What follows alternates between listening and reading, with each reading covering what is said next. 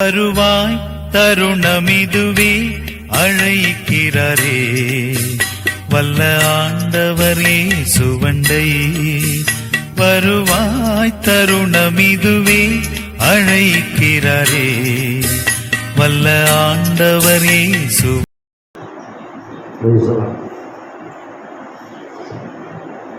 ஆண்டவரும் இரட்சகரும் உலக மீட்பருமாக இயேசு கிறிஸ்துவின் நேற்ற நாமத்தில் இந்த நாளிலே, இந்த பரிசுத்தமான உயிர்ப்பின் நாளிலே, இந்த காலை வேளையிலே திருச்சபையிலே உங்களை யாவரையும் கிறிஸ்துவுள்ளாக பார்ப்பதிலே நான் சந்தோஷப்படுகிறேன். கிருபையும் சமாதானம் இந்த நாளிலே உங்களுக்கு உண்டாகட்டும்.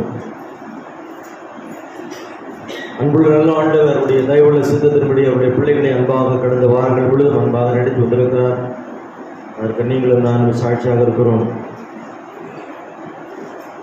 மகத்துவமான ஆண்டவர் அவருடைய பிள்ளைகளை நட்சத்திரங்களைப் போல சொல்லிக்கும்படியான காரியங்களை செய்திருக்கிறார். நான் சாவாமல் கிடைத்திருந்த கர்த்தருடைய செய்களை விவரிக்கும்படியாக அந்த நாளிலே தேவனாகிய கர்த்தர் என்னை உயிரோடு கூட வைத்திருக்கிறார். ஆண்டவருக்கு நன்றி சொல்லுகிறேன்.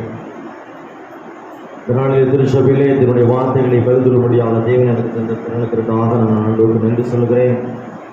தேவனுடைய பிரசன்னம் மாத்திரம் திரையிலே நினைத்திருக்கட்டும்.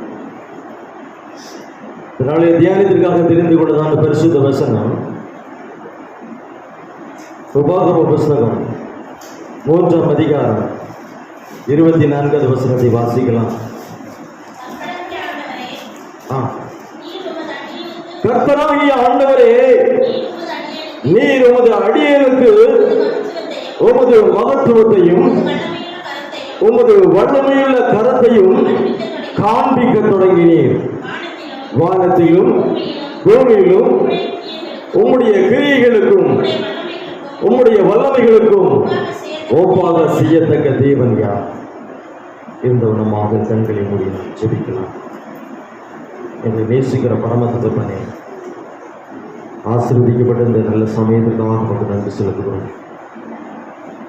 இவருடைய பிரசன்னம் இந்த நாளில் எங்கள் மக்கள் இருப்பதற்காக நமக்கு நன்றி செலுத்துகிறோம். சாமி, உங்களுடைய எல்லா ஆசீர்வாதத்தாலும் ஒரு திருப்பாதங்கள் எங்கள் வந்து அவருடைய வாதங்கள் வேதத்தை நாங்கள் தியானிக்க இருக்கிறோம். சாமி, ஒரு கிருபை எங்களோட கூட இருக்கு.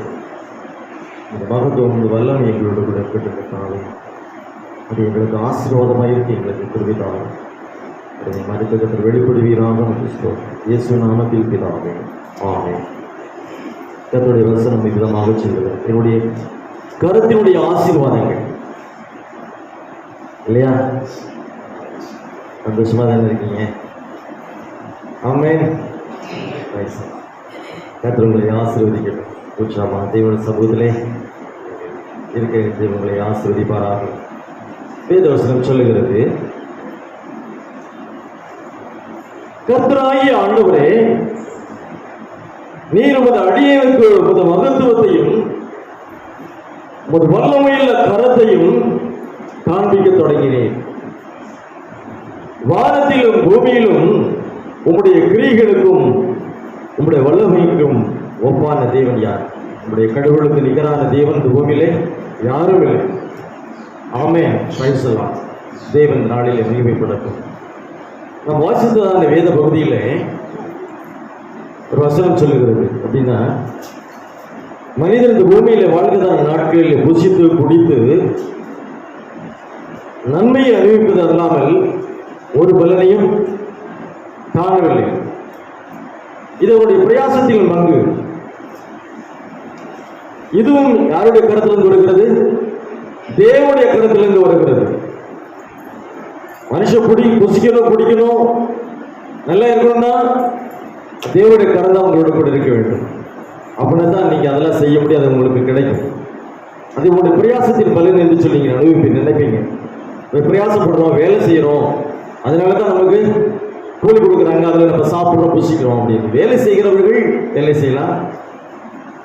அந்த புசியக்கூடிய அதிகாரத்தையும் கிருபையும் தேவனுடைய கரத்தில் இருந்து அதனுடைய ஜனங்களுக்கு கொடுக்க முடியும். அதாங்க உண்மை. எத்தனை பேர் பெரிய கோடீஸ்வரர் இருந்துக்கிட்டு ஒன்றுமே இல்லாமல் எத்தனை பேர் உட்காந்து சாப்பிட முடியாது. தேவனுடைய கருத்தில் அந்த ஆசீர்வாதங்கள் ஒரு பிள்ளைகள் கிடைக்க வேண்டும் என்று சொன்னால் அது மகத்துவமான கிருபை. அது உங்களுக்கு எனக்கு இந்த நாளிலே கர்த்தர் தந்திருக்கிறார். தேவனுடைய கரத்தினுடைய ஆசீர்வாதங்கள் என்னென்ன? சொல்லுங்களேன் பார்க்கலாம். எப்பவுமே ஒரு கேள்விக்குறியோட தான் உள்ள போகணும். கேள்வி வேலை பிரைஸ் வேலை. தேவனுடைய கருத்தினுடைய ஆசீர்வாதங்கள் அப்படிது கையில் பிரயாசங்கள். கையில் பிரயாசங்கள் இருந்தால் நம்ம எல்லாவற்றையும் இந்த பூமியில இந்த பணத்தை கொடுத்து செய்ய முடியும், வாங்க முடியும். அது தன்னுடைய கருத்தினுடைய ஒரு பகுதியுடைய ஆசீர்வாதங்கள். S right. உயிரோடு இருக்கிறதே அவருடைய அதனுடைய கருத்தினுடைய ஆசீர்வாதங்கள். ஜீவனோடு கூட இருப்பது பைசா உடல் நலம் பலவீனங்களை நீக்கி பலன் நமக்கு கடவுளாகிய ஆண்டவராகிய கடவுளுக்கு தருகிறார். ஒரு பலனுள்ள ஒரு ஜீவியம். ஒரு பலன் இருந்தால் தானே எதை எல்லாத்தையும் செய்ய முடியும், சம்பாதிக்க முடியும், வேலைக்கு போக முடியும், எல்லாத்தையும் செய்ய முடியும். அந்த நன்மையை நம்ம அவருடைய கரத்திலிருந்து பெற்று பூசிக்க முடியும். அவருடைய கரம் ஞானத்தை கொடுக்கும். அவருடைய கரம் வல்லமையை கொடுக்கும், பலனை கொடுக்கும், சுகத்தை கொடுக்கும், ஆரோக்கியத்தை கொடுக்கும். முக்கியமானது சொல்ல வந்துட்டீங்க, சமாதானத்தை கொடுக்கும். அவருடைய கரம் விடுதலையை தரும். விடுதலை அப்படி சொல்லிட்டா எல்லாமே இதை முடிஞ்சிடும். எஸ் ஆர் நோவா? எஸ். விடுதலை தருகிறதான அவருடைய கரம். இன்றைக்கு மனிதன் தன்னுடைய ஜீவிய வாழ்வில் அவருடைய மகத்துவத்தையும் வல்லமையை கரத்தின் நன்மைகளையும் அவர் காட்டுகிறார் மனிதனுக்கு. எனக்கு நிகரான தேவன் யாரும் இல்லை என்று சொல்லி தேவன் சொல்கிறார். வானத்தில் பூமியிலும் எல்லா விதமான கிருபைகளையும் வல்லமையும் நம்முடைய பிள்ளைகளுக்கு கொடுக்க தேவன் ஆயத்தமாக இருக்கிறார். அவருக்கு நிகரான தேவன் இந்த பூமியில யாருமே இல்லை. அவரால் எல்லாவற்றையும் செய்ய முடியும். அவருடைய கரம் எல்லாவற்றையும் செய்யும், தீமை செய்யாது. நன்மைகளிலே தேவனுடைய கரம் நடத்தும். இன்றைக்கு அன்பான தேவனுடைய ஜனமே, மனிதனுடைய வாழ்க்கைதான் ஒரு சூழ்நிலையில அவருடைய மனம் எப்படி சொல்கிறது? நம்ம தான் நினைச்சுக்கோங்களேன். கர்த்தருடைய பிள்ளைகள் சொல்கிறதான ஒரு காரியம் நீங்களே நானும் சொல்றோம்னு வச்சுக்கோங்க. கர்த்தருடைய கரம் என்னை நடத்துகிறது. நடத்துலையோ கர்த்தருடைய கரம் நடத்துகிறது. ஏன் நடத்துறது? நீ நானும் உயிரோடு இருக்கிறோம் என்று சொன்னால் அது கர்த்தருடைய கிருபை தான். அது கர்த்தருடைய நடத்துதல். அதுக்கு ஒரு இரண்டாவது காரியம் என்னன்னா, கர்த்தருடைய கரத்தின் வல்லமையை என் வாழ்வில் நான் காண்கிறேன். வல்லமையில கரத்தினாலே அவர் என்னை தாங்குகிறார். அவருடைய ஜீவிய வாழ்விலே அதை நான் பார்க்க முடிகிறது என்னாலே. அவருடைய கரத்திலிருந்து மகத்துவம் எனக்கு வருகிறது, மகிமை வருகிறது, கரம் வருகிறது, கிருபை எனக்கு வருகிறது. நல்லா இருக்கிறோம் நம்ம எல்லாம். அப்படி நல்ல சாப்பிடு, அழகா அப்படி நேர்த்தியமா இருக்கிறோம், நல்லா சாப்பிட்றோம். அவருடைய கருத்தினுடைய ஆசீர்வாதங்கள் இதெல்லாம். அவருடைய கரம் என்னை பலவீனங்களிலிருந்து மாற்றிட்டு, எத்தனை விதமான பலவீனங்கள், சுகவீனங்கள். இந்த திருச்சூருடைய போதகர் பார்த்தீங்கன்னா 10 நாட்கள் எனக்கு நான் பேச முடியல. ரொம்ப பலவீனமா இருக்கிறாங்க. சபத்தில் அவரை தாங்குவோம். கர்த்தர் விடுதலை தருவார். பலவீனங்கள் கர்த்தருடைய கருத்தினால் மாறும். பிரச்சனைகள் மாறும். பிரச்சனைகளை மாற வேண்டும் என்று சொன்னால் கர்த்தருடைய கரம் ஒரு மனிதனோடு கூட இருக்க வேண்டும், ஒரு ஜீவியத்தோடு இருக்க வேண்டும். எனக்கான காரியத்திலே கர்த்தருடைய கரத்திலிருந்து கிரியைகளை நான் காண்கிறேன். கர்த்தர் எனக்காக கிரியை செய்கிறார். எல்லாவற்றிலும் என்னை ஆசீர்வாதமாக அவருடைய கரம் நடத்துகிறது. நன்மை சாட்சி சொல்றோம். என்னை ஆசீர்வாதமாக கர்த்தர் வைத்திருக்கிறார். ஒரு கதை என்னை ஆசீர்வாதம் வைத்திருக்கிறது. அவரை போல நன்மை செய்கிற தேவன் இந்த பூமியில யாரும் இல்லை என்று சொல்லி ஒரு மனிதன் அவருடைய மகத்துவத்தை போற்றுகிறார், ஒரு கிருபையை போற்றுகிறார். இன்னைக்கு தேவனுடைய பிள்ளைகள் ஒரு வாழ்வில் எவ்விதமான காரியங்களை கற்றுச் செய்கிறார். வாசிக்கலாம். முதலாவது காரியமாக தேவன் அவருடைய கருத்தினால் நம்முடைய ஜனங்களுக்கு விடுதலை தருகிறார். முதலாவது காரியம் தேவனுடைய கருத்துடைய ஆசீர்வாதம் என்ன என்று சொன்னால், முதலாவது விடுதலை. விடுதலைன்னா எப்படிங்க கிடைக்கும்? எப்படி கிடைக்கும்? எப்படி விடுதலை கிடைக்கும்? சத்தியத்தை நீங்கள் அறிய வேண்டும். ஒரு மனிதன் சத்தியத்தை அறிவான் என்று சொன்னால் அங்கே அவருடைய வாழ்விலே விடுதலை கிடைக்கும். அந்த அந்த சத்தியம் அவனுக்குள்ளே கிரியை செய்யும் பொழுது அவருடைய வாழ்விலே ஒரு சிறப்பான அம்சங்களை அவருடைய வாழ்விலே பெற முடியும், ஆசீர்வாதங்களை பெற முடியும், தேவனுடைய கருத்தின் மகத்துவங்களை பெற முடியும். சத்தியத்தையும் அறிவீர்கள், சத்தியம் உங்களை விடுதலையாக்கும் என்று வேதம் சொல்லுகிறது. யாரு அந்த சத்திய விடுதலையை கொடுக்கணும்? இயேசு கிறிஸ்து. குமாரன் உங்களை விடுதலையாக்கவில்லை என்று சொன்னால் அந்த விடுதலை உங்களுக்கு மெய்யாகாது. அவர் தானே உங்களுக்கு விடுதலை கொடுக்கணும். எதிலிருந்து விடுதலை கொடுக்கணும்? நமக்கு எவ்வளவு விதமான கிருபைகளை தேவன் தந்திருக்கிறார். பாவத்திலிருந்து விடுதலை. பாவம் அடிமைத்தனமான ஒரு வாழ்வு, ஒரு சீரான வாழ்வில்லாத ஒரு சீரழிந்ததான ஒரு சூழ்நிலை. வாழ்வை எண்ணி போட்டோம் என்று சொன்னால் ஒரு சீரழிந்ததான ஒரு சூழ்நிலை. அதிலிருந்து தேவன் வாழ்க்கை விட்டு நம்மை ஒரு சீரான வாழ்வை கொண்டு வந்திருக்கிறார். பாவம் இல்லாத ஒரு வாழ்வை கொடுத்திருக்கிறார். சாபத்திலிருந்து விடுதலை. சாபம் இன்னைக்கு நீங்கள் நானும் என்ன காரியத்தை செய்கிறோமோ அது நம்மை பின்தொடர்ந்து வரும். அதிலிருந்து தேவன் நமக்கு பூரண விடுதலை கொடுத்திருக்கிறார். பிரச்சனையிலிருந்து விடுதலை, பலவீனத்திலிருந்து விடுதலை, கஷ்டத்திலிருந்து விடுதலை. ஐயோ எனக்கு கஷ்டம், ஐயோ எனக்கு பலவீனம், எனக்கு துன்பம், எனக்கு பாடுகள், எனக்கு போராட்டங்கள், ஒரு நிம்மதியானால் தூங்க முடியல என்று போராட்டத்திலிருந்து தேவன் உங்களுக்கு தன்னுடைய கரத்தினால் அவருக்கு விடுதலை கொடுத்திருக்கிறார். தன்னுடைய பிள்ளைகளுக்கு தேவச்சனமே இதை நம்ம நோய்த்து பார்ப்போம் என்று சொன்னால் ஆண்டுடைய கரத்தில் இருக்கிறதான பிள்ளைகள் ஆசீர்வதிக்கப்பட்டவர்கள். நீங்களாலும் அப்படிப்பட்ட நல்ல ஆசீர்வாதத்தோடு கூட வாழ்ந்து கொண்டிருக்கிறோம். எத்தனை காரியத்தில் அடிமைப்பட்டு கிடந்தோம். நம்ம எத்தனை சுய காரியங்களிலே அடிமைப்பட்டு கிடந்தோம். சுய காரியங்களுக்காக எத்தனை விதமான சூழ்நிலை செய்து கொண்டு வந்தோம். எத்தனை விதமான காரியங்களுக்கு ஏங்கியிருந்ததான காலங்கள், உலக ஜீவியத்திற்காக நம்ம அடிமைப்பட்டு கிடந்ததான நாட்கள் எத்தனை உண்டு. அவருடைய சொந்த ரத்தத்தினாலே, அவருடைய சத்தியத்தில் அறிந்தபடி அவருடைய சொந்த ரத்தத்தினாலே மீட்டெடுத்து அவருடைய கிருபினாலே அவருடைய கரத்தினாலே தாங்கி வந்ததான பரிசுத்த கடவுள். அவருக்கு ஒப்பான தேவனுடைய பூமியில யாருமே இல்லை. நீங்கள் தேவனுடைய அன்பை பறைசாற்ற வேண்டும். உபாகமம் புஸ்தகம் 5ஆம் அதிகாரம் 15ஆம் வசனத்தை வாசிக்குவா. உபாகமம் 5ஆம் அதிகாரம் 15ஆம் வசனத்தை வாசிக்குவா. நீ எகிப்து தேசத்திலே அடிமையாயிருந்தாய்.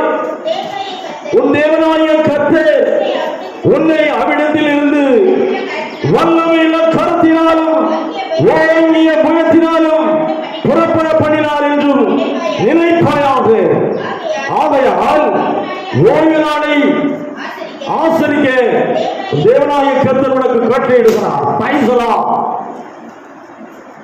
நான் உன்னை சொன்ன அனைத்து காரியங்களையும் உங்களுடைய வாழ்க்கையிலே தேவன் செய்திருக்கிறார். அதுக்கு நீங்க என்ன செய்யணுங்க? பரிகாரமா என்ன செய்யணும்? இந்த நாட்களை நீங்கள் பரிசுத்த நாளாக ஆசரிக்க வேண்டும். எகிப்து உலக சிநேகம், உலக சிநேகத்தை மூழ்கி கிடந்த நாட்கள். எகிப்து தேசத்திலே அடிமை இருந்ததை நீங்கள் நினைத்து பார்க்க வேண்டும். தேவன் விடுதலையோடு கூட பூமியிலிருந்து வெளியே கொண்டு வருகிறார். பூமியுடைய வாழ்க்கையிலிருந்து, அசுத்த வாழ்க்கையிலிருந்து தேவன் நம்மை வெளியே கொண்டு வருகிறார். பரிசுத்த ஜீவித்திருக்கின்ற தேவன் நம்மை அழைக்கிறார். அவருடைய ரத்தம் என்னை கழுவினது, உங்களையும் கழுவி இருக்கிறது. இஸ்ரவேல் ஜனங்களை பார்வோன் என்ன செய்யறான்? கொடுமைப்படுத்துறான். எப்படி கொடுமைப்படுத்துறான்? உங்களுக்கு இந்த சம்பவம் தெரியும். இந்த வசனங்களை தியானித்துக் கொண்டிருக்கும் பொழுது என் ரோசி சொல்றான், நீங்க பழைய பிரசங்கத்தையே பேசுறீங்க அப்படி சொல்றான். நான் சொன்னேன் நித்தம் வேதம் புதியதுமா அப்படி சொன்னேன். நித்தம் வேதம் புதியது. பரிசுத்தவாதத்தில் 1ஆம் பகுதியிலிருந்து கடைசி வந்து வரைக்கும் பிரசங்கம் பண்ணியதான் பிரசங்கம் பண்ண முடியும். அந்தந்த நாட்களுக்குரிய தேவன் எந்த தாழ்வுகளை கொடுக்கிறாரோ அதை பேசுவேன். நீ பேசாம பிரசங்கம் பண்ண போது பற்றி கேளு அப்படி சொன்னேன். இங்க வேதம் சொல்லுகிறது, பார்வோன் ஜனங்கள், பார்வோன் எகிப்திலே தன்னுடைய இஸ்ரவேல் ஜனங்கள் கர்த்தருடைய பிள்ளைகளை நெருக்குகிறான், துன்பப்படுத்துகிறான், வேதனைப்படுத்துகிறான். அவருடைய ஜனங்களை விட்டு விட்டுட்டு என்னுடைய பிள்ளைகளை எப்படி சொல்ற? இஸ்ரவேல் ஜனங்களை கொடுமைப்படுத்துறான். இவங்க தாங்க முடியாம தன்னுடைய இஸ்ரவேல் ஜனங்கள் என்ன செய்யறாங்க? ஆண்டவரை நோக்கி என்ன செய்யறாங்க? கூக்குரல் விடுறாங்க. அத சொல்லுங்க, குறையிடல, கொடுமை தாங்காம முடியாம அவர்கள் தேவனுடைய சமூகத்திலே கூக்குரல் விடுகிறார்கள். அந்த கூக்குரல் தேவ சமூகத்திலே எட்டுகிறது. இன்னைக்கு எத்தனை நாட்கள் நம்ம அலறோம். பலவீனம் வந்தோடனே, பலவீனம் வந்தோடனே அப்படியே தாங்க முடியல. பலவீனம் சரீரம் தானே, எவ்வளவு நாள் தாங்கும்? எவ்வளவு நாள் கஷ்டம்? அப்படியே எவ்வளவு நாள் நம்ம பொறுத்துக்க முடியும்? இப்படி தாங்க முடியாம கண்ணீர் வருது, பலவீனங்கள் தாங்க முடியாம அழுகு வருது, வேதனை போடுறோம், சரீரத்தில் துன்பப்படுறோம். அது ஏன் இந்த பலவீனம்? ஏன் இந்த பலவீனம்? ஏன் இந்த சுகவீனங்கள் என்னை வாட்டுகிறது? ஏதோ ஒரு காரியத்தில் என்ன குறையா இருக்கிறேனா? ஏதோ ஒரு காரியத்தில் என்ன பலவீனமா இருக்கிறேன். ஆண்டவரே, எனக்கு அதை வெளிப்படுத்தணும், நான் சரி செய்து கொள்ளணும். எத்தனை நாட்கள் நம்ம கஷ்டப்பட்டது உண்டு. அங்கே பார்வோன் நெருக்குகிறார் எகிப்து தேசத்தில் இதனுடைய ஜனங்களை, கர்த்தருடைய ஜனங்களை. அவர்கள் கூக்குரல் விடுகிறார். வேதனைப்பட்டு தேவ சமூகத்திலே அவர்கள் கூக்குரல் தேவ சமூகத்திலே எட்டுகிறது. தேவன் அந்த அடிமைத்தனமான எகிப்திலிருந்து இதனுடைய ஜனங்களை வெளியே கொண்டு வருவதற்கு மோசேயை தேவன் ஆயத்தப்படுத்துகிறார். அங்கே மத்துக்கு வாயினா இருக்கே அப்படிங்கிறான். பரவாயில்ல, இருக்கட்டும். யாரை கொண்டு தேவனுடைய நாமத்தை இந்த பூமியிலே உயர்த்த வேண்டும் என்று தேவன் விரும்புகிறாரோ அவரை கொண்டு தேவன் அந்த காரியத்தை செய்வார். அங்கே அடிமைத்தனமான வாழ்வில் இருந்ததான இஸ்ரவேல் ஜனங்களை மீட்டெடுப்பதற்காக தேவன் தெரிந்து கொண்டதான பாத்திரம் மோசே. அவனை தெரிந்து விடுகிறார். தெரிந்து அங்கே எகிப்து தேசத்தில் பலவிதமான அற்புதங்களை தேவன் செய்கிறார். பார்வோனுக்கு முன்பாக பலவிதமான அடையாளங்களை தேவன் செய்கிறார். ஆனாலும் மனம் கடினப்படுது, திருந்த மாட்டேங்கிறார். நம்ம திருந்த மாட்டோம், அப்படியே கடினப்படுறோம். அப்படியே கடினம் மனசு அப்படியே கடினப்படுறோம். இல்ல இளைஞர் மனசே வரமாட்டேங்குது. ஒரு சில நேரங்கள் அப்படியே மனசு கல்லாக்கிடுறோம். இல்லைங்க, தேவன் சதையான இருதயத்தை இடத்துல எதிர்பார்க்கிறார். கல்லான இருதயம் நமக்குள்ள இருக்கக்கூடாதுங்க. பார்வோனுடைய இருதயம் கடினப்படுது. அவன் பலவிதமான நஷ்டங்களை அவன் நடந்தான். அவன் எகிப்து தேசத்தில் அவருடைய ஜனங்கள் அடைந்தான். விடலை, கடவுள் விடலை. ஒரே ஒரு எச்சரிப்பை மட்டும் கொடுத்தாரு. எப்படி கொடுக்குறாரு அப்படின்னா, யாத்திராக புஸ்தகம் 9ஆம் அதிகாரம் 3ஆவது வசனத்தை வாசிப்போம். யாத்திராக புஸ்தகம் 9ஆம் அதிகாரம் 3ஆவது வசனம். கர்த்தருடைய கரம் வேலையில் இருக்கிற உன் மிருக ஜீவன்களாகிய குதிரைகளின் மேலும், கழுதைகளின் மேலும், ஒட்டகங்களின் மேலும், ஆடு மாடுகளின் மேலும் இருக்கும். மகா கொடிதான கொள்ளை உண்டாகும் என்று சொல்லி ஒரு எச்சரிப்பை தேவன் கொடுக்கிறார். அங்கே பார்வையிடத்தில் பலவிதமான காரியங்களை செய்கிறார்.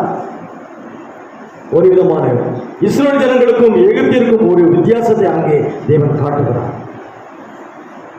எப்படிங்க? கர்த்தருடைய கரம் என்ன செய்யும்? எல்லாவற்றையும் செய்யும். கொள்ளைமையை கொடுக்கும், தீமையை செய்யும் அப்படின்னு நினைக்காதீங்க. விரோதமா தேவனுடைய கருத்திலிருந்து விரோதமான காரியங்களுக்கு வருதுன்னா நம்மிடத்துல என்ன இருக்கு? தீமைகள் இருக்கிறது, கருத்துக்கு பிரியப்படாத ஒரு காரியங்கள் இருக்கிறது அப்படின்னு அர்த்தம். கர்த்தருடைய கருத்திலிருந்து இதனுடைய ஆசீர்வாதங்களை நம்ம பெற முடியாது. பார்வோனுடைய இருதயம் கடினப்படுது. அப்பதான் கடவுள் ஒரு வார்த்தை சொல்லுகிறார். 1ஆம் அதிகாரம் 1ஆவது வசனத்தை வாசிப்போம். நீ பார்வோனிடத்துல போய் கடவுளுக்கு ஆராதனை செய்ய அவனுடைய ஜனங்களை போகவிடு அப்படின்னு சொல்றாரு கர்த்தர். மோசேட்டே சொல்லி பார்வோனிடத்துல போய் என் ஜனங்களை ஆராதனை செய்விடு அப்படின்னு சொல்றாரு. பார்வோன் சொல்றான், மோசே நீ அவர்களை விடமாட்டேன்னு சொல்லிட்டேன்னா அப்பதான் சொல்றாரு, இந்த விதமான காரியங்களை கர்த்தருடைய கரம் செய்யும், உன்னுடைய எகிப்து ஜனங்கள் மேல செய்யும் சொல்றான். எச்சரிக்கை கொடுக்குறான் மோசே பார்வோனிடத்துல. ஆனாலும் அதுக்கடுத்த வசனம்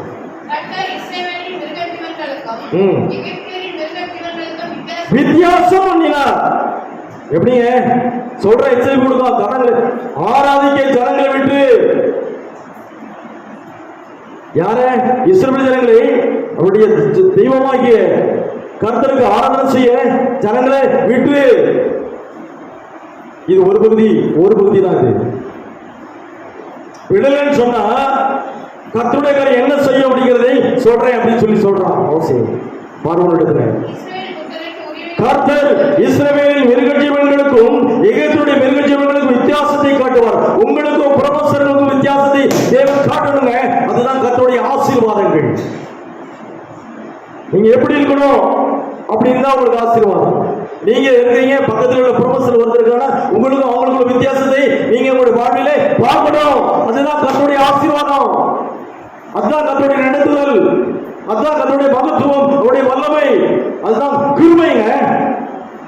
அங்கே எகிப்திலே தன்னுடைய ஜனங்கள் பார்வோனுக்கு முன்பாக தேவ விதமான காரியங்களை நடத்திக்கிறான். எப்படி வித்தியாசம் பண்ணுவான் சொல்றான். உனக்கும் இஸ்ரேல் ஜனங்களுக்கும் எகிப்து ஜனங்களுக்கும் வித்தியாசத்தை கர்த்தர் காட்டுவாரு. அப்புறம் இஸ்ரேல் புத்திரருக்கு உரியவைகள் ஒண்ணு சாகாது. ஏன் சொன்னா எல்லாவற்றுக்கும் கொல்லனையை கொடுப்பேன்னு சொல்லி கருத்து சொல்றாரு. வெளியில் இருக்க உன்னுடைய மிருகஜீவன்கள் எல்லாவற்றுக்கும் நான் கொல்லனையை கொடுத்து வர கடவுள். மாறனா கொல்லனை வராது, மாறனா கொல்லனை வரும் சொல்லி எச்சரிக்கை கொடுக்குறான். ஒன்னு சாவலின்னு சொல்லிட்டு என்ன சொன்னாரு? மேலும் நாளைக்கு கர்த்தர் இந்த காரியத்தை தேசத்தில் செய்வார் என்று சொன்னார். எப்படி எச்சரிக்கை கொடுக்கலாம்? உடனே பார்வன் திருந்திடுவாங்க. திருந்தினா அவன் சடங்குகள் கொண்டு எல்லா காரியங்களும் ஒழுங்குபடுத்தணும். தீமை நடக்காதுங்க, பிரச்சனைகள் வராது, சாவு வராதுங்க. நாளைக்கு கர்த்தர் இந்த காரியத்தில் தேசத்தில் செய்வார் என்று சொல்லி கர்த்தர் ஒரு காலத்தை உனக்கு கொடுத்து வைத்திருக்கிறார். தேவ சொன்னே, உங்களுக்கு ஒரு காரணங்களை தேவன் வைத்திருக்கிறார். அதனுடைய இருந்து நீங்கள் மனம் திரும்பி நீங்கள் வெளியே வர வேண்டும். அடிமைப்பட்டதால் ஒரு சொல்லியது உங்களுடைய ஜீவ வாழ்வில் நீங்கள் வெளியே கொண்டு வர வேண்டும். தேவனுடைய விருப்பம் அது. ஏனென்று சொன்னால் உங்களுடைய ஆசீர்வதிக்கவே தேவன் விரும்புகிறார். உங்களுடைய கரத்தின் கிரிகளை உங்கள் மத்தியிலே செய்ய தேவன் விரும்புகிறார். அவருடைய கரத்தின் வல்லமையை உங்கள் மத்தியிலே தேவன் செய்ய விரும்புகிறார். ஆனால் நாமையே அடிமைத்தனமாக வாழ்க்கைக்குள்ள கடந்து கிடக்கிறோம். வெளியே வர முடியல. நம்மளால வெளியே வரணும். அங்கே நாளைக்கு கர்த்தர் இந்த நாட்டிலே தேவன் வித்தியாசமான காரியத்தை உங்களுடைய வாழ்விலே செய்வார் என்று சொல்லி அதற்கு தேவன் ஒரு காலத்தை நியமித்து வைத்திருக்கிறார். தேவ ஜனமே, இது ரட்சணித்தின் நாள், கிருபை நாட்கள், இரக்கத்தின் நாட்கள். தேவன் நமக்கு கிருபையாக வைத்திருக்கிறார். பொன்னான நாட்கள். அடிமைத்தனமான அவர்கள் வாழ்விலிருந்து தேவன் உங்களை வெளியே வர வேண்டும் என்று விரும்புகிறார். இது என்ன நடக்கிறது? என்ன நடக்குது? பார்வன் ஒன்றும் செய்யல. அனுப்பிவிடல. ஆராதனை போகல. ஆராதனைக்கு போவதுக்கு மனசு இல்லை. திருச்சபைக்கு வர்றதுக்கு மனசு இல்லை. ஆராதனைக்கு வர்றது மனசு இல்லை. உலக காரியங்கள், உலக சிநேகம், அதுக்கு அடிமையாக நடக்கிறோம். இன்னைக்கு எப்படிங்க தேவனுடைய ஆசீர்வாதம் இருக்கும்? கட்டளையாக உங்களுக்கு சொல்றேன். தேவனுடைய மகத்துவத்தை நீங்கள் ருசி பார்க்க வேண்டும் என்று சொன்னால் தேவனுடைய நாட்களை நீங்கள் ஆசரிக்க வேண்டும். தாங்க விடுதலை கிடைச்சிச்சு இஸ்ரவேல் ஜனங்களுக்கு. பார்வோன் அடிமைப்பட்டு கிடந்தான். ஜனங்கள் அடிமைப்பட்டு கிடந்தார்கள். உலக சிநேகம் உங்களை ஒரு நாட்களிலே அடிமையாக வேறு விதத்துக்கு கொண்டு போய்விடும். நம்ம வாயிலில் சொல்லக்கூடாது. உலக சிநேகம் தேவனுக்கு விரோதமான பகை என்று அறிகிறா வேதம் சொல்லுகிறது. உலகத்தை சிநேகிக்கூடாதுங்க. நாட்களில் உயிர் போனாலும் பரவாயில்ல, இங்கே வந்து செத்துருங்க. நீங்க நான் செத்து போயிடும் பரவாயில்ல. இது தேவன் தக்கிறதான ஒரு பரிசுத்தமான இடம். நிலவீனமா இருக்கா? படத்தை கூட போய் மூடிக்கிட்டாது வந்துருங்க. ஏன் மூடிக்கிறீங்க? யாரு கேட்டாலும் பரவாயில்ல. சுகம் இல்லாம இருக்கா? பரவாயில்ல, இங்க வந்துருங்க. தேவனுடைய கருத்தின் வல்லமை உங்களை காப்பாற்றும். மகத்துவம் உங்களை காப்பாற்றுங்க. நாளைக்கு தேவன் இந்த காரியத்தை இந்த இடத்துல செய்வார் என்று சொன்னார். மறுநாளிலே வாசிக்கலாம். மறுநாளிலே கர்த்தர் அந்த காரியத்தை அந்த இடத்துல செய்தார். ஏன் தெரியுமா? அங்கே கீழ்ப்படியல, மாறுதலான காரியங்கள் நடக்கல, பார்வனுடைய மனம் மாறல, என்னுடைய ஜனங்களை ஆராதிக்க அனுப்பலங்க. ஆராதிக்க அனுப்பல. உங்களால போக முடியல, வீட்டில் இருக்க யாரையும் தடை பண்ணக்கூடாது. எனக்கு வர முடியல, நீங்களாவது போயிட்டு வாங்கன்னு சொல்லிடணும். கர்த்தருடைய ஆராதனை அசைக்கப்படக்கூடாதுங்க. தேவனுடைய கருத்தில் இந்த ஆசீர்வாதங்களை பெற முடியாது. நீங்க எங்கெல்லாம் போறீங்களோ அங்கே எல்லாம் ஒரு சர்ச்சில் இடம் கிடைச்சி அங்கே உட்காந்துருக்க. அது தேவனுடைய பரிசுத்தமான திருச்சபையா இருக்கும். அதுதான் தேவனுக்கு நீங்கள் செய்யக்கூடிய காரியங்கள். உங்களுடைய அன்பாக நடித்து வந்திருக்கிறார்கள் கடவுள். நீங்கள் செய்கிறது என்னது? 6 நாட்களில் வேலை செய்யும் பொழுது 7ஆம் நாட்களில் உள்ள கிரிகளை நீங்கள் என்ன செய்யும்? தேவ சமூகத்தில் நடப்பிக்க வேண்டும். அது தேவனுடைய உங்களுக்கு நியமிக்கப்பட்ட ஒரு கட்டளை. அது மறுநாளிலே கர்த்தர் இந்த காரியத்தை செய்தார். வாசிக்கலாம். எகிப்தினுடைய மிருகஜீவங்கள் எல்லாம் என்ன செய்யுது? செத்து போயிட்டு. இஸ்ரவேல் புத்திர மிருகஜீவங்கள் ஒன்றாகிலும் சாகலங்க. எல்லாம் ஜீவனோடு இருந்தது. கர்த்தர் அவர்களுக்கும் இருவருக்கும் உள்ள வித்தியாசத்தை அவரை காண்பித்தார். நம்ம நேசிக்கிறார் பிள்ளைகளுக்கும் மற்றவர்களுடைய வித்தியாசத்தை தேவன் காண்பிக்கணுங்க. அதுதான் ஜீவிய வாழ்வு. அதுதான் கர்த்தருடைய நடத்துதல். அதுதான் கர்த்தருடைய கருத்தின் ஆசீர்வாதங்கள் அங்கே காண்பித்தார் ஜனங்களுக்கு. ஏன் தெரியுமா? அவர்கள் கூப்பிட்டார்கள், அங்கே குடும்பப்படுத்துறான் அப்படின்னு சொல்லி. தேவன் வித்தியாசத்தை காமிச்சானா கூட அவன் விட்டுருவான்னு சொல்லி எல்லாம் செத்து போயிடுச்சு. ஆனா பைபிள்ல 7ஆவது வசனம், பார்வையெல்லாம் விசாரிக்கிறான். இஸ்ரவேல் புத்திரருடைய மிருகஜீவன்களில் ஒன்றை எல்லாம் உயிரோட இருந்தது. அங்கே எகிப்துடைய மிருகஜீவங்கள் எல்லாம் என்ன செத்து போயிருச்சு. இவன் விசாரிக்கிறான். விசாரித்தது ஒன்றாகிலும் இஸ்ரவேல் புத்திரிடத்திலே சாகவில் எல்லாம் ஜீவனோடு கூட இருந்தது. எப்படிங்க? ஆனாலும் பார்வோடைய மனம் கடினப்பட்டது. கர்த்தருடைய சத்தியத்திற்கு நம்முடைய இருதயத்தை செவிசாய்க்க வேண்டும். கர்த்தருடைய வார்த்தைகளை உங்கள் இருதயங்களை நீங்கள் செவிசாய்க்கும் பொழுது மகத்துவமான ஆசீர்வாதங்களுடைய தலைமையில் விழுக்கும். செவிசாய்க்காம இருந்தா எல்லாம் செத்து போயிடுச்சு. ஒரு ராஜாவுக்கு என்ன செய்யணும்? அந்த தேசத்துடைய மக்களை என்ன செய்யணும்? கண்காணிக்கணும். அவங்களை காப்பாற்றுறது ஒரு ராஜாவுடைய கடமை. ஒரு குடும்பத்தோட தலைவருடைய கடமை என்ன? அந்த குடும்பத்தை போஷிக்கணும். தேவனுடைய கிருபையினால போஷிக்கணும். தாய் தகப்பனுடைய கடமைகள் என்ன? பிள்ளைகளை சரிவர கர்த்தருக்குள்ளே என்ன செய்ய வேண்டும்? நடப்பிக்க வேண்டும். அது உங்களுடைய கடமை. கர்த்தருக்கு ஆசீர்வாதங்களை பிள்ளைகளுக்கு நீங்கள் வாங்கி கொடுப்பது உங்களுடைய கடமை. அது அதிலிருந்து தவறுனீங்கள் என்று சொன்னால் அவர்கள் உலக சிறைகளுக்குள்ளே போய்விடுவார்கள். இதனுடைய கருத்தில் ஆசீர்வாதங்களை பிள்ளைகளுக்கு நீங்கள் வாங்கி கொடுக்க முடியாதுங்க. என்ன ஜீவியம்? ஜீவியம் இல்லைங்க. பரிசுத்த வேதாகமத்தை எடுத்து வந்தாப்புல போதும் பரவாயில்ல, அப்படிலாம் இல்லை. பிரியாசத்தின் பலனை நீங்கள் அனுபவிக்கும் பொழுது அந்த பிரியாசத்தின் பலனை உங்கள் பிள்ளைகள் அனுபவிக்க வேண்டும். கருத்திலிருந்து வரும் வரணும். நன்மை அனுபவிக்கிறதெல்லாம் ஒன்றுமே இல்லை பூமியில. ஒரு பிரியாசத்தின் பலன் புசிக்கலாம், நல்லா சாப்பிடலாம். அதுவும் தேவனுடைய கருத்திலிருந்து வர வேண்டும். உங்களுக்கு வரும், இல்லைன்னா வராது. வேதம் சொல்லுகிறது இஸ்ரவேல் புத்திரருடைய மிருகஜீவன்கள் ஒன்றும் சாவதில்லை. அது ஆசீர்வாதங்கள். எகிப்தினுடைய மிருகஜீவன்கள் எல்லாம் செத்து போயிடுச்சு. அது ஒரு சாபங்கள். இது இரண்டுமே தேவனுடைய கருத்துல தான் வருது. நல்லா நீங்க யோசிச்சு பார்க்கணும். இரண்டுமே எங்கிருந்து வருகிறது? தேவனுடைய கருத்திலிருந்து வருகிறது. இவன் இறக்கமுள்ளவர் தானே. மிருகஜீவன்கள் என்ன செய்யும்? மிருகஜீவன்கள் என்ன செய்யும்? ஆனால் தேவன் தன்னுடைய கருத்தில் இந்த விதமான காரியங்களை அங்கே நிலைநாட்டுகிறார். நாளைக்கு இந்த காரியங்களை கர்த்தர் உங்களுக்கு செய்வார் என்று சொல்லியும் எச்சரிப்பு கொடுத்தோம். அவன் என்ன செய்யலாம்? மனம் திரும்பல. எச்சரிப்பு கொடுத்தால் அதனுடைய வார்த்தைகள் கடந்துச்சுன்னா நீங்கள் என்ன செய்யணும்? மனம் திரும்பி கர்த்தருடைய ராஜ்யத்தின் மகிமையை நீங்கள் போற்றிடணும். சத்தியம் உங்களை விடுதலையாக்கணும். அதாங்க விடுதலை. தேவனுடைய கருத்திலிருந்து 2 பேருக்கும் வந்தது. என்ன வந்துச்சு? இஸ்ரவேல் ஜனங்களுக்கு ஆசீர்வாதங்கள், ஏகத்திற்கு சாபங்கள் கண்டது. ஒன்றும் மீதியாக எல்லாம் செத்து போயிடுச்சு. ஆனாலும் அவருடைய மனம் தேவனுடைய விடுதலை என்னென்ன தன்னுடைய ஜனங்களுக்கு தந்தது. தேவன் விடுதலையை கொடுத்தார். இந்த வித்தியாசத்தை பார்த்தாலுமே அங்கே என்ன செய்யல? பார்வன் என்ன செய்யல? மனம் திரும்பல, கடினப்படுறான். மறுபடியும் போதும். தேவனுடைய கருத்தில் உங்களுக்கு என்ன வேண்டும் என்று சொன்னால் விடுதலை வர வேண்டும் என்று சொன்னால் நீங்கள் சத்தியத்தை நீங்கள் நன்றாக அறிந்தவர்களாக இருக்க வேண்டும். தேவனுடைய மகத்துவம் உங்களோட கூட இருக்க வேண்டும். பிரியமான தேவச்சனம். 2வது காரியமாக இந்த ஒரு வசனம் வாசிக்கலாம். 1 ராஜாக்களின் புஸ்தகம் 8ஆம் அதிகாரம் 41வது வசனத்தை வாசிப்போம். 1 ராஜாக்கள் 8:41.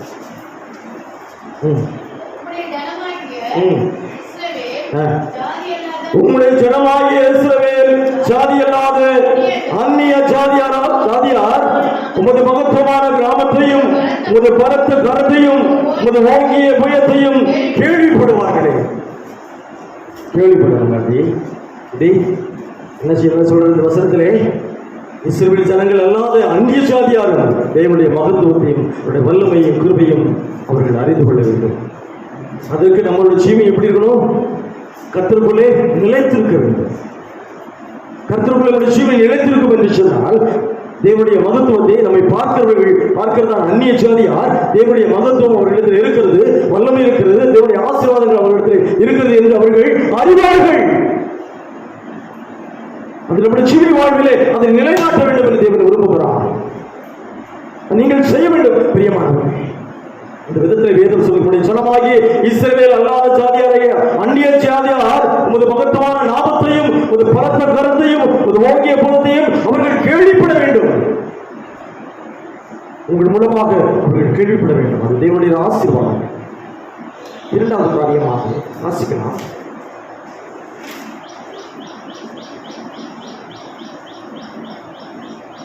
ரெண்டு ராஜாக்களின் புத்தகம் 3ஆம் அதிகாரம் 15வது வசனத்தை வாசிக்கலாம்.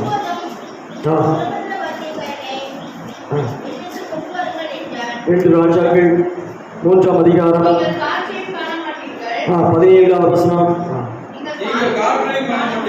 நீங்கள் காற்றையும் காண மாட்டீர்கள், மழையும் காண மாட்டீர்கள், ஆனாலும் நீங்களும் உங்கள் ஆடு மாடுகளும் உங்கள் மிருக ஜீவன்களும் குடிக்கும்படிக்கு இந்த பள்ளத்தாக்கு தண்ணீரால் நிரப்பப்படும் என்று கர்த்தர் சொல்லுகிறார்.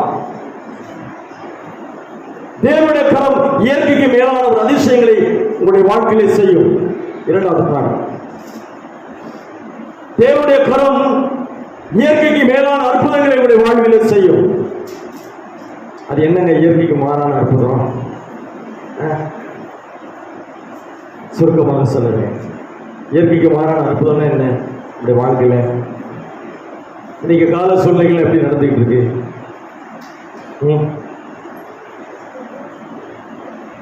எப்படி கால சூழ்நிலைகள் இன்னைக்கு எப்படி நடந்துட்டு இருக்கு?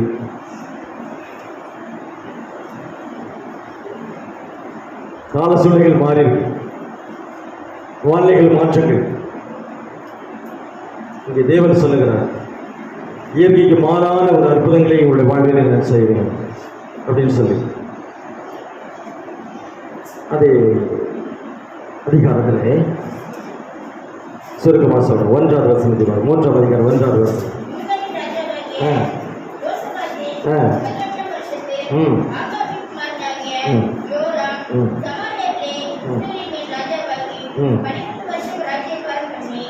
போதும்.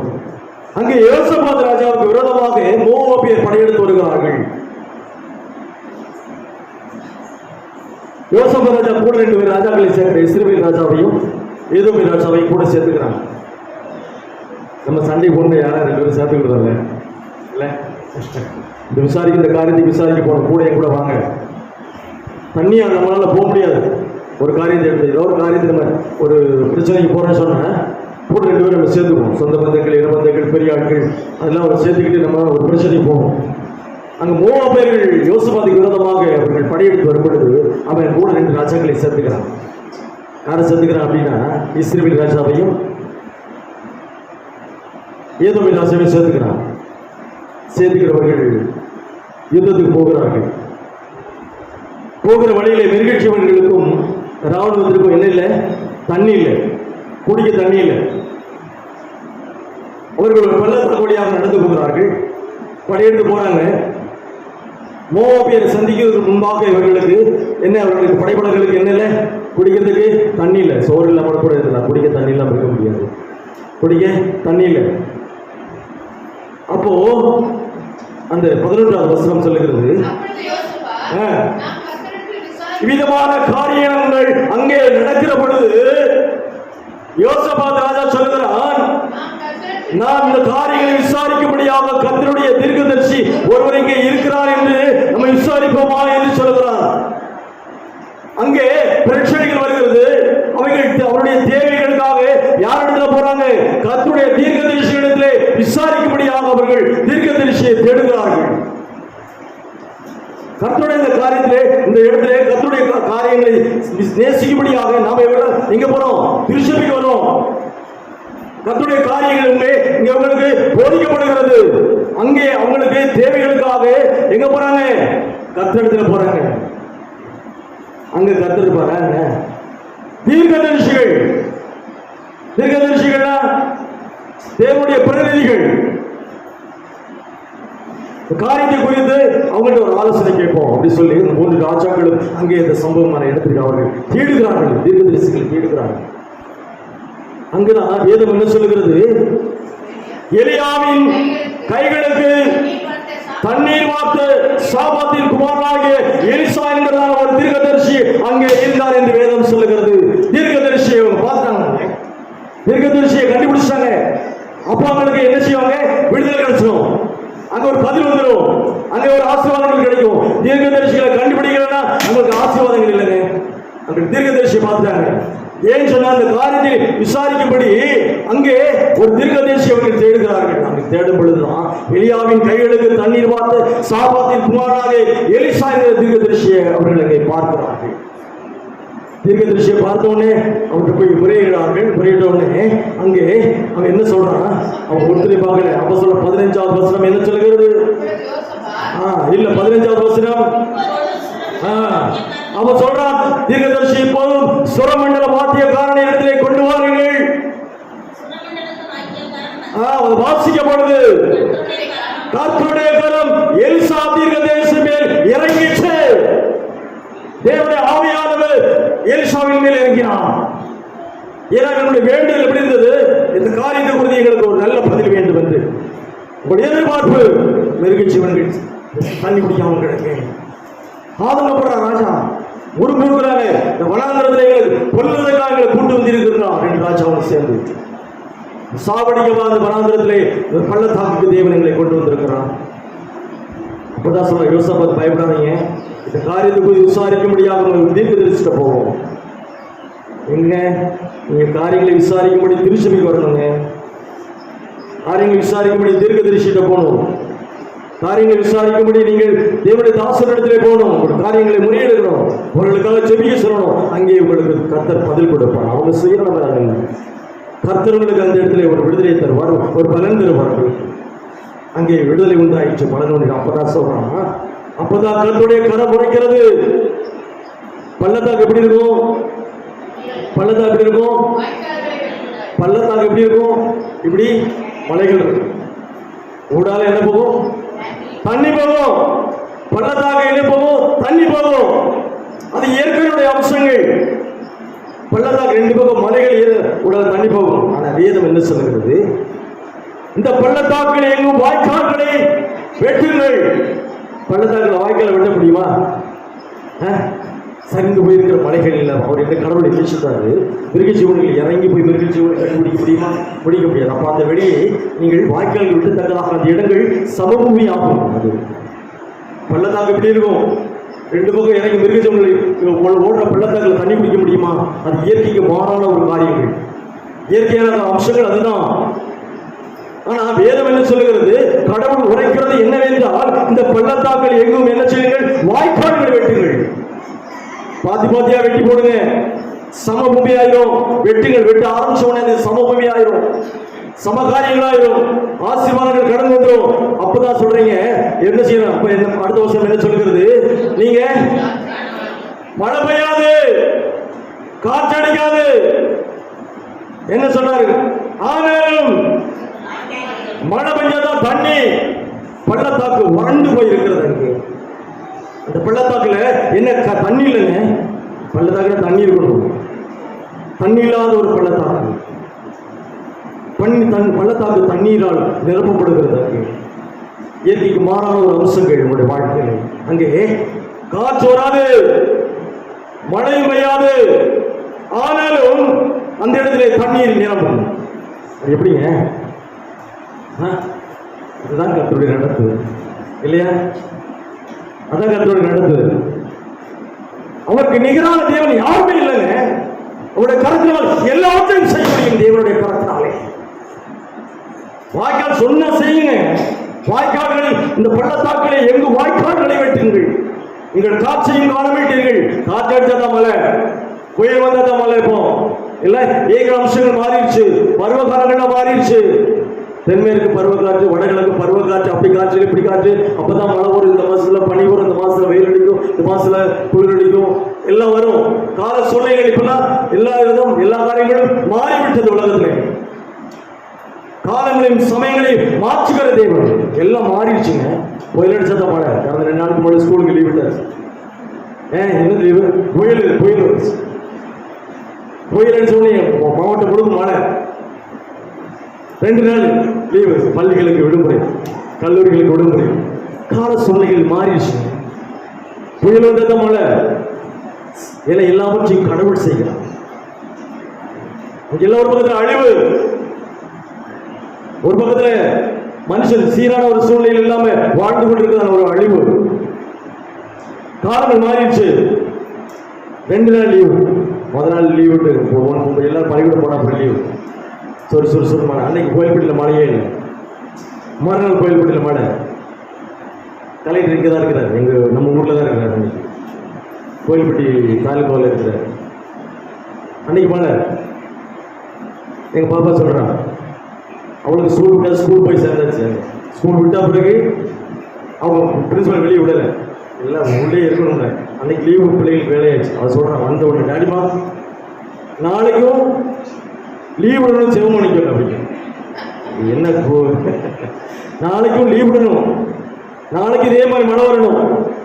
இயற்கையின் அம்சங்கள் அவருடைய கடவுள் நான் சொன்னேன், அது எல்லாம் கடவுளை கருத்தில் இருக்கு பாப்பா. நீ அதெல்லாம் சொல்லக்கூடாது. நாளைக்கு மழை பெய்யணும்னா மழை பெஞ்சா லீவ் விடுவார் கலெக்டர், இல்லைன்னா ஸ்கூலுக்கு போங்க.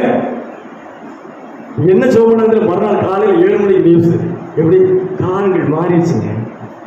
மறுநாள் லீவு. அங்கே வேதம் சொல்லுகிறது, ஆண்டவருக்கு கடவுள் சொல்லுகிறார், என்ன சொல்றாரு? நீங்க பள்ளத்தாக்குல தண்ணீருக்கு நினைக்காதீங்க. வறண்டு வர பள்ளத்தாக்குல எல்லா இடத்திலும் உங்கள் வாய்க்கால்களை வெட்டுங்கள். இந்த மழை பெய்யா காற்று மழை ஒண்ணுமே பார்க்க மாட்டீங்க.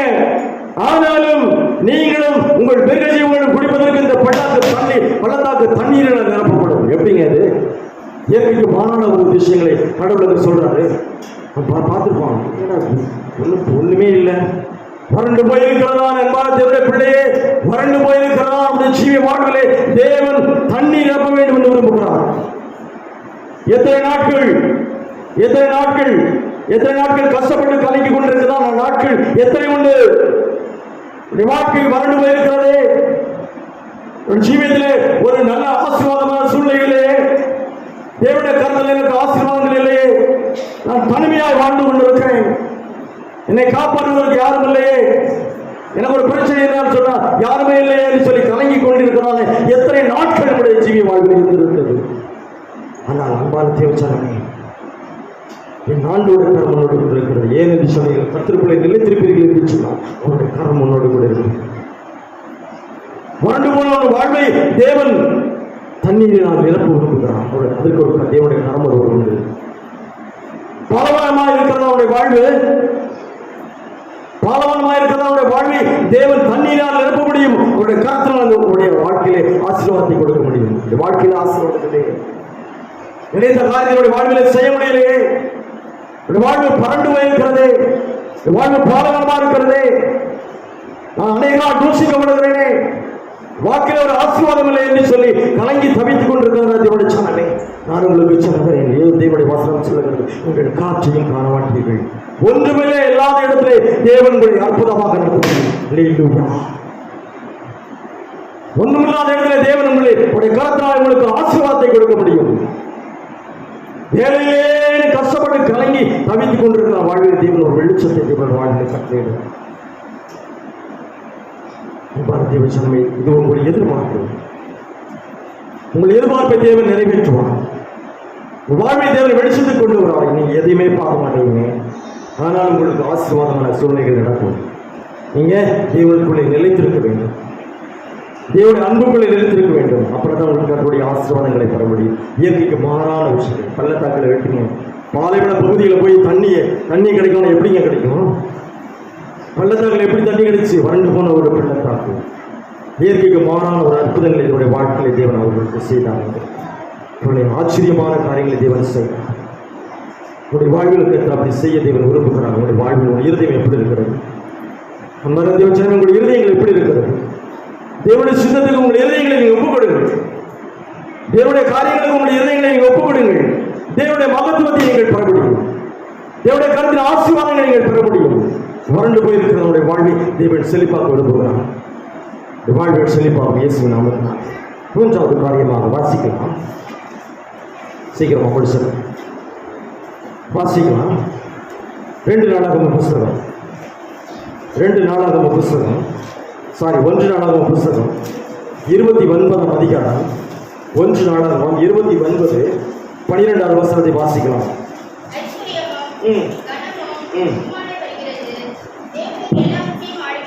ஐஸ்வர்யம் கனமும் உம்மாலே வருகிறது, தேவரீர் எல்லாவற்றையும் ஆளுகை செய்கிறவர், உம்முடைய கரத்திலே சத்தியமும் வல்லமையும் உண்டு, எவரையும் மேன்மைப்படுத்தவும் பலப்படுத்தவும் உங்களுடைய கரத்தினாலே ஆகும் என்று வேதம் சொல்லுகிறது.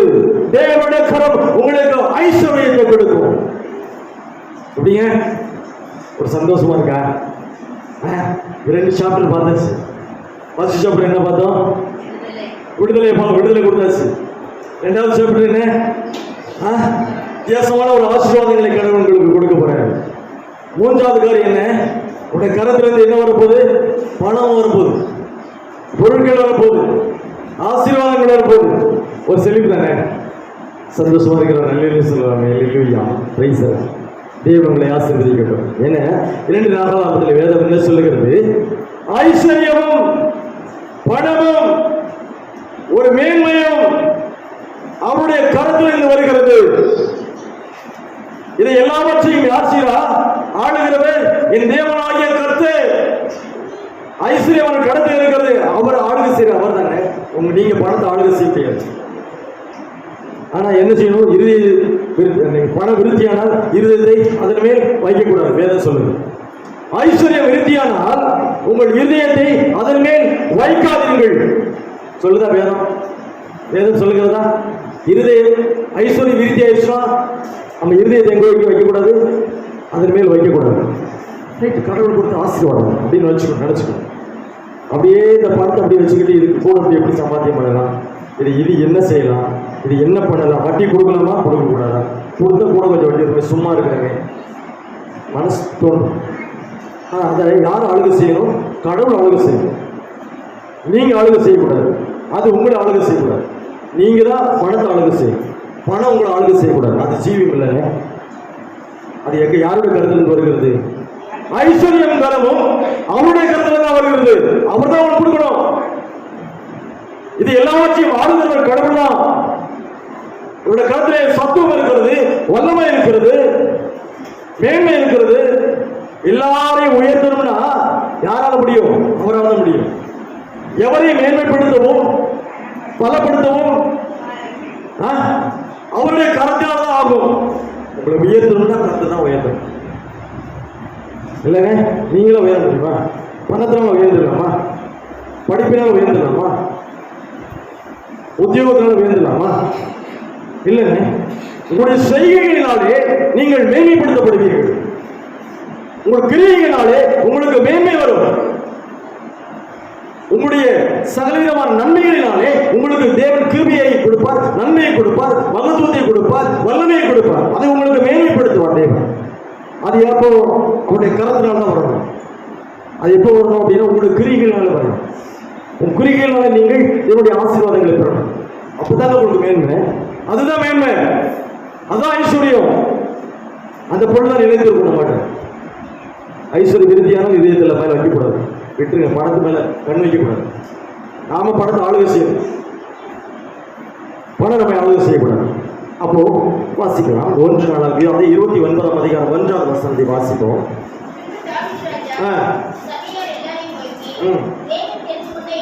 தாவீது ராஜா சபையார் எல்லாரையும் நோக்கி, தேவன் தெரிந்து கொண்ட என் குமாரனாகிய சாலமோன் இன்னும் வாலிபனும் இளைஞனாக இருக்கிறான். செய்ய வேண்டிய வேலையோ ரொம்ப அதிகமாக இருக்கிறது. அது ஒரு மனுஷனுக்கு அல்ல, தேவனாகிய கர்த்தருக்கு கட்டும் அரண்மனை என்று சொல்லி தன்னுடைய சபையாரிடத்திலே தாவீது ராஜா சொல்கிறான். என்னுடைய மகன் என்னுடைய காலங்களிலே அதுல செய்ய மாட்டேன் கர்த்தர் என்று சொல்லிட்டாரு. என்னுடைய மகன் சாலமோன் இளைஞனா இருக்கிறான், வாலிபனா இருக்கிறான். அவன் செய்ய வேண்டிய காரியங்கள் தேவனுக்கு பெரிய காரியங்கள், மனுஷனுக்கு அல்ல, தேவனுக்காக செய்ய வேண்டிய காரியங்கள். என்னுடைய மகன் பெரிய காரியங்களை செய்யணும் அப்படின்னு சொல்லுவாங்க. தேவனுக்காக பெரிய காரியங்களை செய்ய வேண்டும் என்று தேவன் எதிர்பார்க்கிறார். திருச்சபையில் நம்மளுக்கு சொல்லுகிறேன், தேவனுக்காக நீங்கள் பிரயாசப்படும் பொழுது தேவன் அந்த பலத்தின் கிருபை உங்களுக்கு தருவார், ஆசீர்வாதத்தின் கிருபை உங்களுக்கு தருவார். கர்த்தருக்காக பிரயாசப்பட வேண்டும். உலக சிநேகத்திற்காக நீங்கள் உங்கள் பிரயாசத்தை செலவழிப்பானே, உலக ஆசீர்வாதங்களுக்காக உங்கள் பிரயாசத்தை நீங்கள் செலவழிப்பானே. உங்கள் பலன் எல்லாம் எப்படி இருக்கணும்? கர்த்தருக்காக உங்கள் பிரயாசங்களை நீங்கள் செலவழிக்க வேண்டும். உங்கள் பலன் கர்த்தருக்காக இருக்க வேண்டும், உங்கள் கரம் கர்த்தருக்காக இருக்க வேண்டும், உங்கள் ஞானம் கர்த்தருக்காக இருக்க வேண்டும், உங்கள் ஐஸ்வர்யம் கர்த்தருக்காக இருக்க வேண்டும். பிரியமானவர்களே, அதுதான் தேவனுடைய ஆசீர்வாதங்கள். சொல்றான் சபையாரை நோக்கி, தாவீது மகன் இளைஞனா இருக்கான், வாலிபனா இருக்கான், அவன் செய்ய வேண்டிய காரியங்கள் பெரிது. கர்த்தருக்கு பெரிய அரண்மனை அவன் கட்ட வேண்டும் என்று அவன் விரும்புகிறான். அதனால எல்லா விதமான ஆசைகளையும் எல்லா விதமான காரியங்களையும் தாவீது ராஜா தன்னுடைய ஆலயத்திற்கு கற்றுக் கொடுக்கிறார். அந்த தேசத்துடைய பிரபுக்கள் கொடுக்கிறார்கள். ஜனங்கள் எல்லாரும் ஆலயம் கட்டுவதற்காக தன்னுடைய பிரயாசத்தின் பலனை எல்லாவற்றையும் அங்கே சபையிலே கொண்டு போய் சேர்க்கிறார்கள். சேர்த்ததுக்கு அப்புறம் தான் தாவீது ராஜா சொல்லுகிறான், 9ஆம் வசனம் 29:9, இப்படி மனப்பூர்வமாய் கொடுத்ததற்காக ஜனங்கள் சந்தோஷப்பட்டார்கள். அவர்கள் கொடுப்பதற்காக அந்த ஜனங்கள் என்ன செஞ்சாங்கன்னா சந்தோஷப்பட்டார்கள். நீங்கள் கொடுக்கணுங்க, சந்தோஷமாய் கொடுக்கணும். தேவனுடைய ஆலயத்தில் அவர்கள் கொடுத்ததுக்கு என்ன செஞ்சாங்களா, அவர்கள் சந்தோஷப்பட்டார்கள். ஜனங்கள் எல்லாம் கொடுத்தாங்க, பிரபுக்கள் எல்லாம் கொடுத்தாங்க, தாவீது ராஜா எல்லாத்தையும் கொடுத்துட்டான். அப்பதான் தாவீது ராஜா இப்படி மனப்பூர்வமாய் கொடுத்ததற்காக ஜனங்கள் சந்தோஷப்பட்டார்கள். எப்படி கொடுத்தாங்க? உத்தம இதயத்தோடு உற்சாகமாய் கர்த்தருக்கு கொடுத்தார்கள். தாவீது ராஜா மிகவும் சந்தோஷப்பட்டார். இன்னைக்கு நீங்க பொண்ணு பொருள் எல்லாம் கொடுத்து சபையில போட்டா பாருங்க, ஊழியர்களுக்கு சந்தோஷம் தாங்க முடியாது இல்ல, எல்லாம் அப்படி கொடுக்கணும். ஏன் தெரியுமா? அந்த காரியங்களே நான் வச்சு திருச்சபைக்கு ஏதாவது சபையினுடைய முன்னோர்கள் இருக்காங்க, மூப்பர்கள், சபையுடைய விசுவாசிகள் எதையாவது செஞ்சிடணும், சபைக்கு எதை செஞ்சிடலாம் அதை செஞ்சிடலாம், இப்படி பணம் இருந்தால் எல்லாம் செய்யணும். திருச்சபைக்கு நிறைய காரியங்களை செய்யணும். திருச்சபைக்கு இன்னும் திருச்சபை வளர்க்கலாம். திருச்சபை ஊழியர்களுக்கு நிறைய காரியங்களை செய்யலாம். ஒரு சந்தோஷம் வரும். அவன் ஆலயம் கட்டணுன்னே நம்முடைய எல்லாத்தையும் கொடுத்துட்டான் தாவீது ராஜா. சந்தோஷமா இருந்துச்சு, ஜனங்களும் சந்தோஷப்பட்டாங்களா? நீங்களும் சந்தோஷப்படணும். கொடுக்கறதுக்கு முடிய கொடுக்கறதுக்கு என்ன செய்யணும்? சந்தோஷமா கொடுக்கணும். என்ன பிரச்சனை? உத்தம இதயத்தோடு உற்சாகமங்களோடு கொடுக்கணும். இது கொடுக்கணும், உற்சாகமா கொடுக்கணும், இறுதிய சுத்தத்தோடு கொடுக்கணும். 5 ரூபா போட்டாலும் சரி, 10 ரூபா போட்டாலும் சரி, டக்குன்னு கேட்டாலும் சரி, காலெல்லாம் போட்டாலும் சரி, எப்படி இருக்கணும்? உத்தம இதயத்தோடு காணிக்கைகள் உற்சாகமா கொடுக்கணும். உற்சாகமா கொடுக்கணும். தேவன் என்ன செய்கிறார்? பிரியமாக இருக்கிறார். உத்தம சுத்தமான இதயத்தோடு, கலங்கமில்லாத இதயத்தோடு 10 ரூபா போட்டுருவோம், ரைட் போட்டுருவோம், 50 ரூபா போட்டுருவோம், போட்டுருவோம், 100 ரூபா போட்டுருவோம், போட்டுருவோம், அப்படி சொல்லணும். அங்கே அவர்கள் என்ன செய்தார்? உத்தம இதயத்தோடு கர்த்தருக்கு கொடுத்தார்கள். தாவீது ராஜா மிகவும் என்ன செய்தார்? சந்தோஷப்பட்டார், கர்த்தருக்கு ஸ்தோத்திரம் செலுத்தினார். 11ஆம் வசனம் 11 வசனம். அப்ப ஸ்தோத்திரம் செலுத்திட்டு திருச்சபையில ஸ்தோத்திரம் சொல்லி சனங்களை பார்த்து சந்தோஷப்பட்டுட்டு கர்த்தருக்கு மகிமை உண்டாகத்தக்கதான் அந்த ஸ்தோத்திரங்களை செலுத்தி விட்டுட்டு அவன் என்ன சொல்றான்? கர்த்தாவே, மாட்சிமையும் வல்லமையும் மகிமையும் ஜெயமும் மகத்துவமும் உம்முடையவைகள். தேவனுடைய கிருபையை போற்றுகிறான். கர்த்தாவே, மாட்சிமை உடையது, வல்லமை உடையது, மகிமை உடையது, ஜெயம் உடையது, மகத்துவம் எல்லாம் உடையவைகள். வானத்திலும் பூமியிலும் உள்ளவைகள் எல்லாம் உம்முடையவைகள். எல்லாம் கர்த்தருடையதுங்க. யாரு கொடுத்தது கிடையாது, எல்லாம் கர்த்தர் கொடுத்தது. எனக்கு பெரிய வீடு இருக்கு, எனக்கு 50 நகை இருக்கு, என்கிட்ட ஒரு 25 லட்சம் இருக்கு, நான் நல்ல வேலை பார்க்குறேன், நத்திங். இல்லை, உங்களோடது இல்லைங்க. நாளை தினம் அது கர்த்தருடையது. நாளை தினம் வேற ஆள் கொடுது. ஒரு மேன்மைப்படுத்தவும் கனப்படுத்தவும் கர்த்தரால் மாத்திரம் தாங்க முடியும். நீங்கள் இயேசுக்குள்ளே நிலைத்திருக்க வேண்டும், கர்த்தருடைய அன்புக்குள்ளே நிலைத்திருக்க வேண்டும். இதெல்லாம் வெறுமங்க. இயேசுவோட அன்பு மாத்திரம் போதுங்க உங்களுக்கு. உங்களுடைய வாழ்நாளை நீங்கள் செழிப்பாக கொண்டு செல்வதற்கு, ஆரோக்கியமாக வெள்ளத்தோடு சுகத்தோடு நீடித்த ஆயுசாற்றோடு எடுப்பதற்கு என்ன செய்யணும்? அது மட்டும் போதுங்க.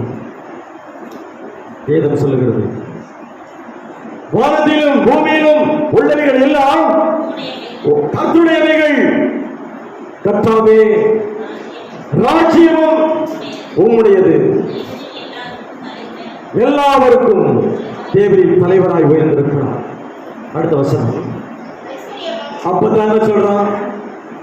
ஐஸ்வர்யமும் கனமும் உம்மாலே வருகிறது. ஆண்டவரே, நான் வைத்திருக்கிறதான ஆசீர்வாதங்கள் எல்லாம் உடையவைகள், நீர் கொடுத்தவைகள், ஒரு கருத்தில் எனக்கு வந்ததான ஆசீர்வாதங்கள் எல்லாம் எல்லாவற்றையும் நீ ஆளுகை செய்கிறவே. உங்களுடைய கருத்திலே எல்லாம் இருக்கிறது, சத்துவம் இருக்கிறது, வல்லமை இருக்கிறது, என்னை மேம்படுத்த உம்மாலே ஆகும் என்று ஒரு சொல்லி ஒரு விசுவாசி சொல்வார் என்று சொன்னால் தேவன் அவரை மேம்படுத்த முடியும். என்னோட படத்தினால வந்தேன், நான் மேன்மையினால வந்தேன், இந்த படிப்பினால உயர்ந்தேன், அப்படி இல்லைங்க. இந்த அனைவு ஞானம் கிருபையின் ஆசீர்வாதங்களை தேவன் நமக்கு கொடுத்ததுனால உங்களுக்கு அந்த ஆசீர்வாதங்கள் எல்லா கர்த்தருடைய கருத்திலும் உங்களுக்கு வந்திருக்குங்க. கர்த்தருடைய கருத்தில் எனக்கு வந்து ஆசீர்வாதங்கள் சொல்லி என்னுடைய பாதத்தில் வைத்து வைத்து வைத்து நீங்கள் செலவழிப்பீர்கள் சொன்னால் அது உங்களுக்கு பெரும் தேவன் உங்களை மேன்மைப்படுத்தும், தேவன் உங்களை உயர்த்துவார். அதுக்கப்புறம் வசனம், இப்போதும் மகிமையான நாமத்தை நாங்கள் துதிக்கிறோம். அடுத்த வசனம், இப்படி மனப்பூர்வமாய் கொடுக்கும் திராணி உண்டாவதற்கு நாங்கள் ஏமாற்றமானவரே. மனப்பூர்வமாய் கொடுப்பதற்கு நாங்கள் ஏமாற்றம், மனப்பூர்வமாய் கொடுத்தார்கள், ஆனாலும் நாங்கள் ஏமாற்றமானவரே சொல்றான் தாவீது ராஜா. கொடுத்ததுக்கு அப்புறம் என் ஜனங்களே மாத்திரம், ராஜா சொல்றான், நான் ஏமாத்திரம், என் ஜனங்களை மாத்திரம் மனப்பூர்வமாய் நாங்கள் கொடுத்ததுக்கு நாங்கள் ஏமாற்றமானவர். கர்த்தருடைய சமூகத்திலே அவரை ஐசு வைத்து அவன் தாழ்த்துக்கிறான். அதுக்கப்புறம் எல்லாம் உம்மாலே உண்டானது, நீர் கொடுத்ததான அந்த ஐஸ்வர்யங்கள் ஆண்டவரே, நீர் கொடுத்ததான வீடு, நீர் கொடுத்ததான ஆஸ்தி, நீர் கொடுத்ததான அந்தஸ்து, நீர் கொடுத்ததான மேன்மைகள் எல்லாம் உங்களுடைய கரத்தில் எனக்கு வந்தது. அப்படி சொல்லணும், நீங்கள் அப்படி சொல்லணும். எல்லாம் உம்மாலே உண்டானது, உங்களுடைய கருத்திலே வாங்கி உமக்கு கொடுத்தோம். கருத்திலே வாங்கியிருக்கிறோம் ஆண்டவரே, உமக்கு சமுதிரை கொடுத்திருக்கிறோம், அது எங்களுக்கு மேன்மை கொடுக்கிறது. உடைய கருத்திலே வாங்கியிருக்கிறோம் ஆண்டவரே, உங்களுக்கு திரும்ப நாங்கள் கொடுக்கிறோம். எங்களுடைய வாழ்விலே எங்களுக்கு ஆசீர்வாதத்தை கொடுக்கிறது, உடைய கரம் எங்களை ஆசீர்வதிக்கிறது. நீங்கள் கொடுக்க கொடுக்க கொடுக்க நீங்கள் ஆசீர்வாதம் இருப்பீங்க. இயேசு நாமத்தில் உங்களை வாழ்த்துகிறேன். நீங்கள் நல்லா இருக்கணும், நீங்கள் நலமாய் வாழ வேண்டும், பிள்ளைகள் நலமாய் வாழ வேண்டும், சம்பூர்ணமாய் நீங்கள் வாழ வேண்டும். உங்களுடைய காலங்கள் எல்லாம் கர்த்தருடைய கருத்தில் இருக்கிறது. அன்பான தேவச்சனங்கள், ஒரு விடுதலையோட வாழ்வு, ஒரு அற்புதமான ஒரு ஜீவியம், அற்புதங்களை பெற்றதான ஒரு வாழ்வு வாழ வேண்டும். ஐஸ்வர்யமும் சம்பந்தமும் மகிமையும் உங்களுடைய வாழ்விலே நிலைத்திருக்க வேண்டும் என்று தேவன் விரும்புகிறார். நீங்கள் இயேசுக்குள்ளாக நிலைத்திருக்க வேண்டும், தேவனுடைய அன்புக்குள்ளாக நிலைத்திருக்க வேண்டும். 10 கட்டளைகளை தேவன் மோசையை கொடுத்த பொழுது அவர் சொல்லுகிறார், தேவனாய கர்த்தர் உனக்கு கொடுத்ததான தேசத்திலே நீங்கள் நன்றாயிருக்கவும் உன் ஆயுசு நாட்கள் நீடித்திருக்கவும் நீ என்ன செய்யணும்? உன் தாயின் தகப்பனை கனம் பண்ண வேண்டும். உடைய கட்டளைகளை மீறாமல் நீங்கள் தேவ சமூகத்தை உன் ஆயுசு நாட்கள் நன்றாக இருக்க வேண்டும், நீடித்திருக்க வேண்டும். இந்த பூமியான வாழ்விலே நீங்கள் உலகத்துக்குரிய ஆசீர்வாதங்கள், மகிமைக்குரிய ஆசீர்வாதங்களை பெற்றவர்களாய் நீங்கள் நன்றாக இருக்க வேண்டும் என்று சொன்னால் தேவனுடைய சத்தியத்திலே நீங்கள் நிலைத்திருக்க வேண்டும் என்று தேவன் விரும்புகிறார். நிலைத்திருக்கிறேன் என்று சொன்னால் தேவனுடைய ஆசீர்வாதம், முதல் ஆசீர்வாதம் தேவனுடைய விடுதலை உங்களுக்கு. 2வது ஆசீர்வாதம், இயற்கைக்கு மேலான காரியங்களை தேவனுடைய வாழ்க்கையில செய்யும். 3வது காரியம், அவனால் கொடுக்கப்பட்ட ஆசீர்வாதங்கள் உங்கள் தலையில் மேல் இருக்கும். ஐஸ்வர்யமும் கனமும் மகிமையும் உங்களுடைய வாழ்விலை கற்று உங்களுக்கு கொடுக்க சித்தமாக பெற்றுக்கொள்ள உங்கள் இருதயம் எப்படி இருக்கிறது? இயேசுக்குள்ளே நிலைத்திருங்கள். துக்கமுள்ள வாழ்வு உங்களுக்கு மாறும். துக்கமுள்ள ஜீவிதத்தில் ஒரு மாற்றத்தை தேவன் உங்களுக்கு கொடுப்பான், ஒரு மகிமையுள்ள வாழ்வை தேவங்களுக்கு கொடுப்பான். நீங்கள் இயேசுக்குள்ளே நிலைத்திருங்கள். நான் சொல்லுகிறேன், துக்கமுள்ள ஒரு துக்கமாய் பிறந்ததான் அவர்கள் என்னை ஆசீர்வதி ஆண்டவரே, என் எல்லையை பெரிதாக்கும், ஒரு கரவினோடு கூட இருக்க வேண்டும். யாபேஸ் சொல்லுகிறான், துக்கத்தில் பிறந்த மகன் ஆபேஸ், ஆண்டவரே என்னை ஆசீர்வதி, என் எல்லையை நீ பெரிதாக்க வேண்டும், என்னை நீ விசாரப்படுத்த வேண்டும். ஒரு கரம் என்னோடு கூட இருக்க வேண்டும். இந்த உலகத்தோட அசுசிகள் எல்லாம் என்னை சேதப்படுத்தாதபடி நீர் எனக்கு என்ன செய்ய வேண்டும்? துணையா இருக்க வேண்டும் என்று சொல்லி வேண்டுகிறான். ஒரு விடுதலையில் வாழ்வு வாழ வேண்டும் என்று இயேசு விரும்புகிறான். நீங்கள் அப்படிப்பட்ட ஒரு நல்ல வாழ்வை வாழ வேண்டும். ஐஸ்வர்யம், கனமும், மகிமை தேவர்களுக்கு கொடுப்பார். கிருபை உங்களுக்கு கொடுப்பார். நினைத்த காரியங்களை தேவர்களுக்கு ஆசீர்வாதமாக வைத்திருப்பார். மேன்மையான காரியங்களை தேவன் உங்களுடைய வாழ்வில் கற்று செய்வார். இயேசுக்குள்ளே நிலைத்திருங்கள். என்னுடைய அன்பை பெறுங்கள். கன மகிமை உண்டாகும். ஆமென்.